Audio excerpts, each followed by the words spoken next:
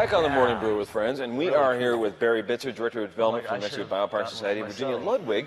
You're the lead docent, lead volunteer docent. I'm a volunteer docent. That is awesome. How do you become a docent? Can anybody just like roll up and say, hey, I want to work with some animals and like... You know, actually what they do is they have a really incredible training program. There's one going on right now.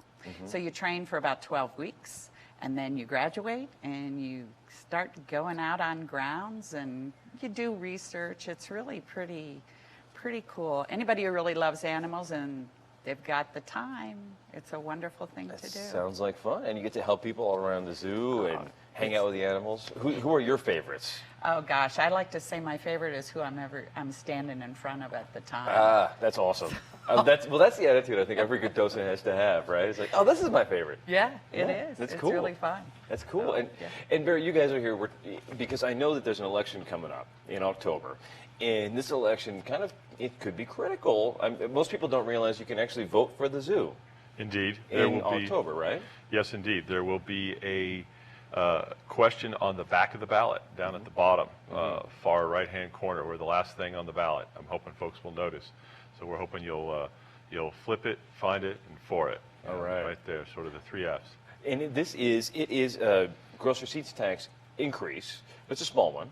It's 1/8 of a cent, or 1 penny on every $8 burger you buy. Okay. And what that would do is pay for what at the zoo? It's limited to the capital needs. It doesn't go to salaries. It can't go outside the biopark. We helped write the language ourselves, and so we know that it's airtight.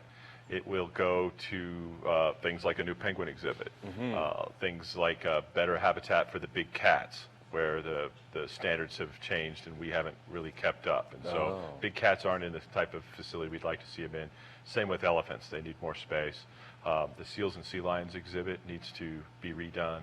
A lot of things. There's a lot of deferred maintenance at the biopark.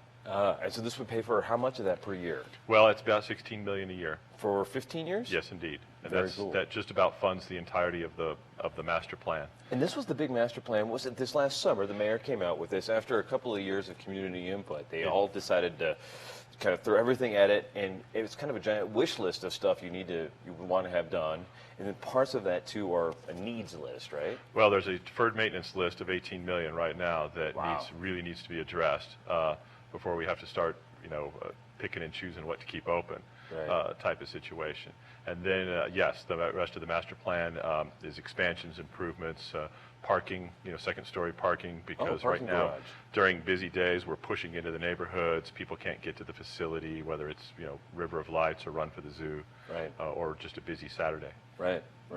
Well, I live in the neighborhood actually by the zoo, and for me though, I love seeing when there's a bunch of cars out. To me, that means that people are visiting the zoo. I think that's a good sign, right? Indeed. You guys were just voted, what was it, one of the top 10 zoos in the world or something? I forget what the actual statistic was. There's a variety of stats because we're a multifaceted facility, serving a lot of kids and families. But the Botanic Garden portion was just rated top 5. That's amazing. We're top 2 in the world if you consider our expertise per the Australians for Tasmanian devils. Only 2 facilities in North America have been entrusted with them. Wow. And we're one of them. So it depends on what you're talking about specifically, but there's a lot of good data to support our quality of facility. Very cool. And Virginia, I know you're getting antsy here because you got a little friend, I think, with you here. We have something. We don't know what this is here. You just said I've got an animal. I guess it's not a zoo segment if you don't have an animal, right? Of course not. And it's wrapped up. What is this? Well, I should first say that also docents go all over New Mexico City and throughout to schools, and we take what we call our education animals. And we talk about conservation, and we talk about different kinds of animals. So this little guy... Oh my gosh! Oh, holy cow! What? Oh, wow! No sudden moves. Right. Is this guy poisonous? Now, I'm going to ask you a question that I ask the children when they say this. Why do you think this isn't poisonous or venomous. Because you're handling it.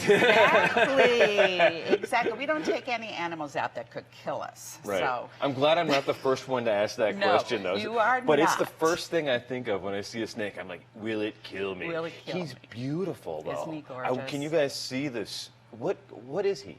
This is a desert king snake. He's actually local. Oh, really? He's from New Mexico, Texas, Arizona. He has these gorgeous saddles on him, He is what they're is. called. He's looking for heat right now. He's not actually looking for you. He's, he's just, but- They are cold-blooded, so they they're- look for... right. They are looking for kind of like heat. Barry. It's, Indeed. It's, So he's looking for heat. He's checking things out.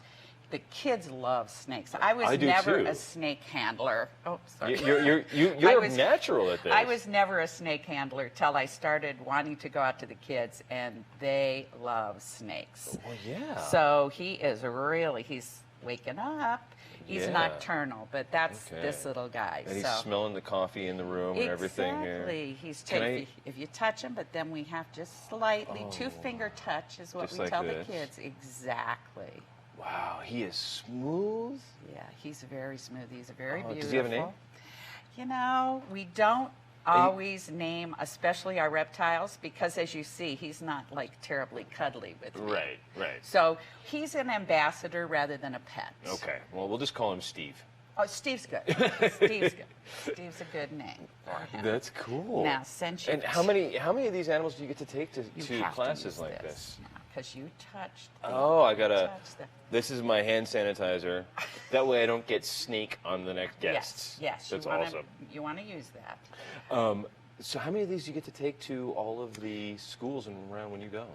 I just came from actually Hagerman, New Mexico, Oh, which is yeah. a wonderful little school. We took 6. Okay. Because we teach towards the New Mexico science standards. Mm-hmm. One of the big things is the classes of animals. So we make sure we take an amphibian, a reptile, a bird, and a mammal. So, do you take in like giraffes?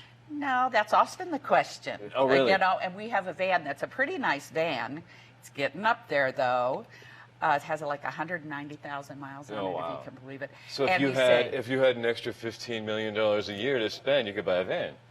love it, we would love it. Well, I got to tell you, I went to the zoo the other day, and my nephew was there, and he was just if the zoo could do anything, it would be all trains all the time.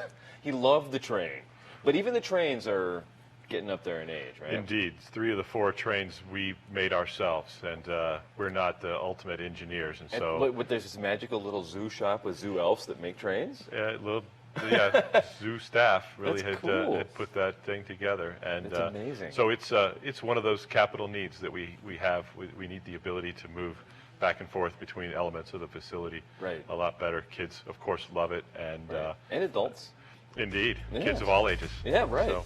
So we reach 110,000 kids a year with school-type curriculum.